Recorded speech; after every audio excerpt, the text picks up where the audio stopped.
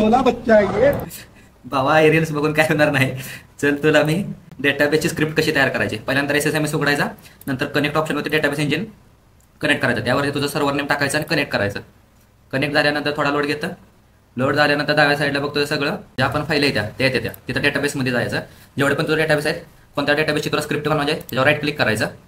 त्याच्यावरती टास्कमध्ये जायचं आणि बॅकअपवरती करायचं. बॅकअपवरती क्लिक केल्यानंतर मीडिया ऑप्शन आहे तिथं ओव्हरराईट करायचं. ओव्हरराईट केल्यानंतर काय होतं की तुझा जो पण डेटा आहे, तर डेटा म्हणजे काय असतं की तुझं युनिक ID वरती तो एखादा डेटा युनिक की वापरून एखादा डेटा वगैरे तो स्टोअर केला असतो. त्या ज्या पण तुझ्या रेकॉर्ड्स आहेत ना त्या ओव्हरराईट. जर जुनी डेटा स्क्रिप्ट असती त्याच्यावरती ओव्हरराईट होते. जनरलमध्ये जायचं.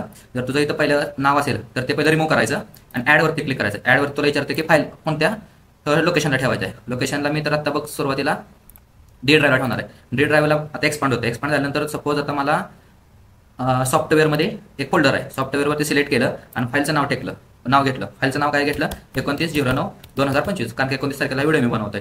तर ओके केलं आणि इथं डबल ओके आलं. ओके आल्यानंतर इथं तुझी फाईल लोकेशन दावली. सिलेक्ट बॅकअप डेस्टिनेशन, इथं ओके दाबल्यानंतर अशी विंडो येईल. इथं सिलेक्ट करायचं आणि परत इथं ओके दाबल्यानंतर the backup database furniture shop billing system complete successfully. Okay आल्यानंतर तुला कंपनीत कोण पण म्हणणार नाही.